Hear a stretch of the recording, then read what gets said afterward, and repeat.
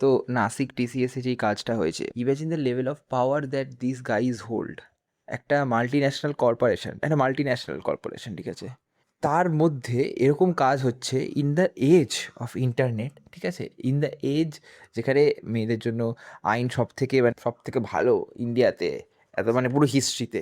তো আমাদের কাছে দুটো খুব ক্লিয়ার পিকচার এখান থেকে আমরা ড্র করতে পারি। প্রথম জিনিস হচ্ছে যে অ্যাকচুয়ালি যেই লটা মানে মেয়েদের জন্য তৈরি করা হয়েছে সেটা অন গ্রাউন্ড মেয়েরা ইউজ করে না। যতই তারা চেঁচিয়ে যাক যে এটা আছে ওটা আছে সেটা আছে, যখন আসল ইউজ করতে হয় তখন তারা ইউজ করছে না। এবং কয়েকটা এন্ডেঞ্জার্ড স্পিসিস যারা আমি চাই যে এক্সটিংক্ট হয়ে যাক, সেই স্পিসিসদের কাছে এই পাওয়ারগুলো চলে আসে আর তারা নাচানাচি করে।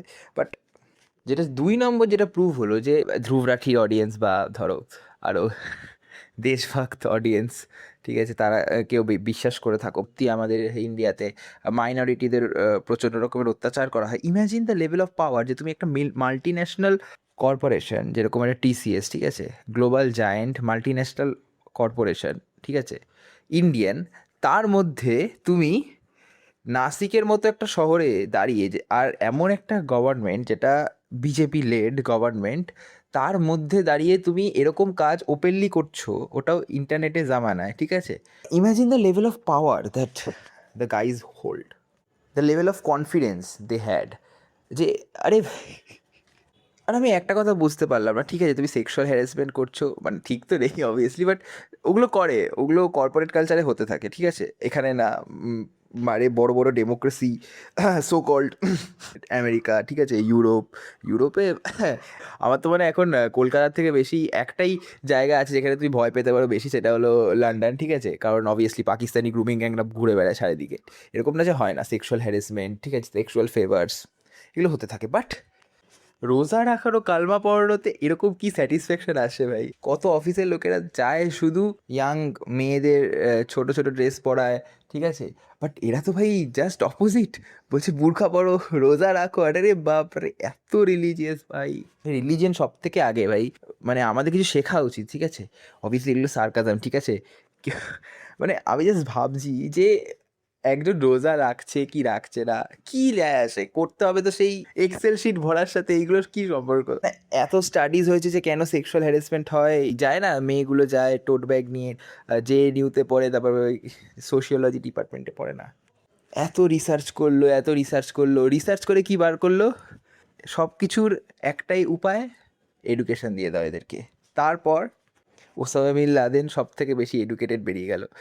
আগে একটা আসতো বেচারি একটা দিদি আসতো বুরখা পরে, হেড ট্রেড দিও না, আমাদেরকে পড়াও, আমাদেরকে লেখাও। এখন বেচারা বোধহয় কোমায় চলে গেছে নাকি ইসরায়েল বম্ব ফেলে দিয়েছে ওর উপর, বুঝি না, আর দেখতে পাই না দিদিটাকে।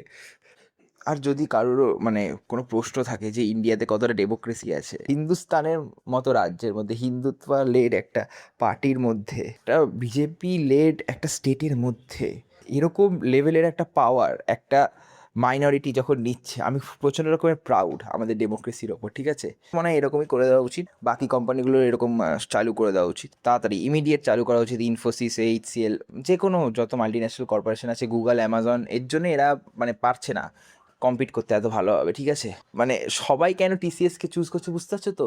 সবাই যখন ওয়েস্টার্ন ক্লথসের দিকে যাচ্ছে এরা বলছে যে না, বুরখা পরো, ঠিক আছে, তুমি কালমা পড়ো, তুমি রিলিজিয়নের সাথে যুক্ত থাকো, সেটা অন্য রিলিজিয়ন, সেটা আলাদা বিষয়।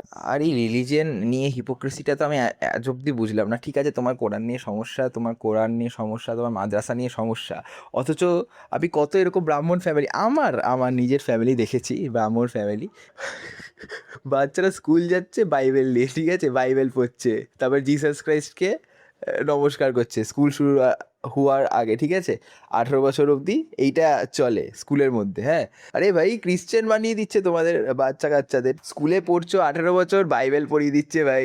হ্যাঁ, চাকরি করতে যাচ্ছ, কালমা পড়িয়ে দিচ্ছে ভাই। আরে ভাই যে কোনো একটা কিছু বলো, একটা কিছু পড়বো। যখন ফার্দার এরকম কাজ হবে, এবার 3-4 জন মুসলিম থাকবে একসাথে, ঠিক আছে, তারপর যদি লোকে কেউ সন্দেহ করবে যে এরকম এরকম কাজ এরা করতে পারে, তখন এরা বলবে না, আমরা এরকম না। আরে ভাই, তো কাদের দায়িত্ব? তোমাদের তোমাদের কমিউনিটিতে যদি কোনো সমস্যা থাকে তাহলে সেটাকে সেটেল করার দায়িত্ব কার? 90% চান্স আছে যে কেউ মানে মুসলিম যারা সবাই এরকম নয়, বাট 10% চান্সটা আমরা কেন নেব?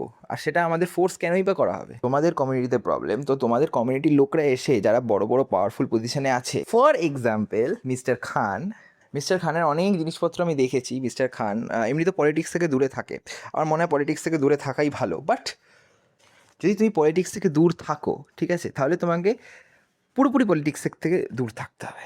বাট তুমি যদি সিলেক্টিভলি কিছু কিছু জিনিসপত্র নিয়েই আউটরিচ করো, আর সিলেক্টিভলি তারপর কিছু কিছু জিনিস নিয়ে তুমি বলবেই না, যখন পাকিস্তান আমাদের টেররিস্ট অ্যাটাক করবে তখন বলবে সব পাকিস্তানি এরকম নয়, তখন লোকে তোমাকে সিলেক্টিভলি বায়াসড বলবে। এবং এটার জন্য যদি তোমাকে পাকিস্তানি কেউ ট্যাগ দেয়, সেই পাকিস্তানি ট্যাগটা তোমাকে গ্রহণ করতে হবে, ঠিক আছে? ও হিপোক্রিসি বলে আমার মনে পড়লো এই দুজন ভাই বোনের কথা আমার মনে পড়লো। আজকাল এদের খুব কষ্ট লাগে, এদের জন্য আমার এদের কথা কেউ শোনে না, কেউ সিরিয়াসলি নেয় না। বেচারা 2024 অব্দি বোধহয় একটা ন্যারেটিভ বানালো, সত্যি এত সুন্দর ন্যারেটিভ, আমিও বিশ্বাস করে ফেলেছিলাম ভাই যে সত্যি ভাই ডেমোক্রেসি নেই, হয়তো সত্যি মোদি ডিক্টেটারশিপ নিয়ে চলে আসছে। 2024-এই দেখলাম যে মোদি অলমোস্ট মানে মেজরিটি পেলো না, সবাই ঠিকঠাক ভোট দিয়েছে, ঠিক আছে। কী করে আমি বুঝতে পারি না, মানে এতটা ভালো কোইন্সিডেন্স যে বছর বিজেপি হারে সেই বছরই ভোট চুরি হয় না ভাই, যেই স্টেটে বিজেপি হারে সেই স্টেটেই ভোট চুরি হয় না। আমার একটা প্রশ্ন আছে এই ক্লিপটা নিয়ে, ঠিক আছে।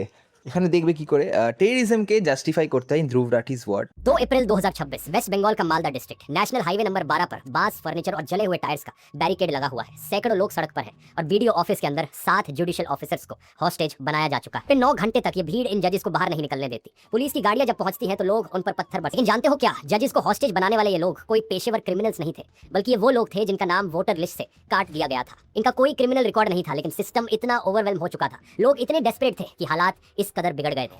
लोग इतने डेस्परेट थे। জুডিশিয়াল অফিসার্সদের আন্ডার এনি সার্কামস্ট্যান্সেস তুমি হস্টেজ করে রাখছো by brute force or violence by the constitution of India, সেটাকে টেররিস্ট অ্যাক্টিভিটি বলা হয়। আর তাও আমি মেনে নিলাম যে ঠিক আছে এদের রাইটস ছিনে নেওয়া হচ্ছে, এর জন্য এরা প্রোটেস্ট করছে। কী এমন রাইটস ছিনে আছে? Voting rights. তোমার ভোটার লিস্টে নাম ওঠেনি বলে তুমি একটা টেররিস্ট অ্যাক্টিভিটি করছো, তুমি বোম ব্লাস্ট করে দিচ্ছ, আর সেটাকেও জাস্টিফাই করছে। মানে লজিকটা কমপ্রিহেন্ড করার মতো। এমনিতে আমার হাসি পায়, এই ভিডিওটা দেখে আমি খুব হেসেছি। সবাই দেখতে পারো, সবাই খুব হাসি পাবে।